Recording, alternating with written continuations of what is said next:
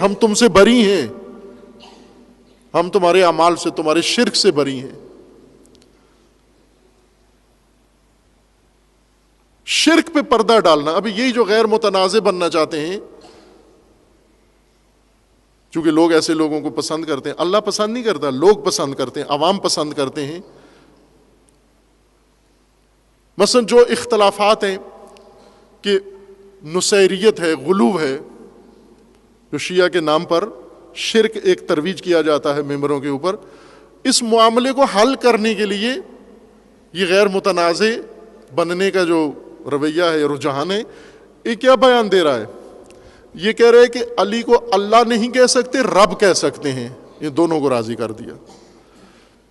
وہ جو خدا پرست ہے اسے بھی کہہ دیا کہ علی کو اللہ نہ کہو، علی کو رب کہہ سکتے ہو۔ یہ کیا بےہودگی ہے؟ اس طرح غیر متنازع بن جائیں گے آپ؟ اس طرح تو انسان بلعم باورا بنتا ہے۔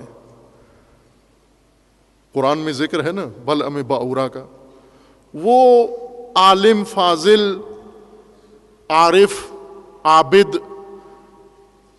جو مستجاب الدعوات تھا اپنے زمانے میں، تاریخ میں ہے، تفسیر میں نہیں، تاریخ میں ہے کہ بنی اسرائیل کے زمانے میں یہ شخص تھا، اتنا خدا کی بارگاہ میں قربت تھی اس کو، انبیاء بھی اپنے زمانے میں اس کے پاس آتے تھے دعا کرانے کے لیے، اس کی دعا قبول تھی، مستجاب الدعوات تھا۔ بارش برسانی تھی، لوگوں نے نبی سے کہا، نبی ان لوگوں کو لے کر اس کے پاس آ گئے کہ تم دعا کرو بارش ہو۔ آخر میں اس کو کسی نے مشورہ دیا کہ یہ نبیوں کے چکر میں نہیں آؤ، دوسرے لوگ ناراض ہو جائیں گے تم سے،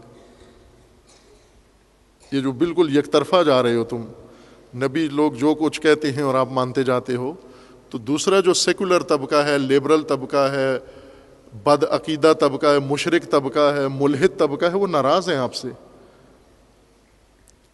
آپ ایسا موقف اختیار کرو سب خوش ہوں آپ سے، اور اس نے ایسا ہی کیا۔ پھر اللہ تعالیٰ نے اس کی مثال دی کہ اس مقام سے خدا نے اس کو گرایا، اور کیا بنا؟ مثلہ کمثل الکلب ان تحمل علیہ یلہث او تترکہ یلہث۔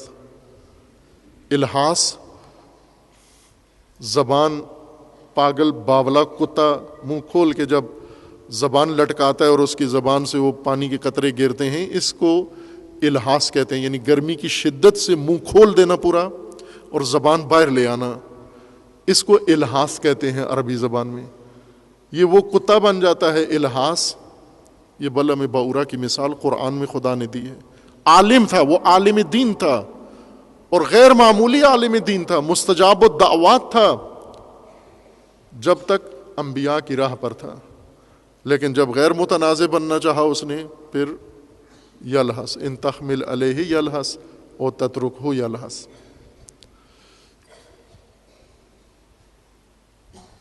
آج یہ ایک پسندیدہ صفت بن گئی ہے، اس کو یہ اصلی دین سمجھ لیا گیا۔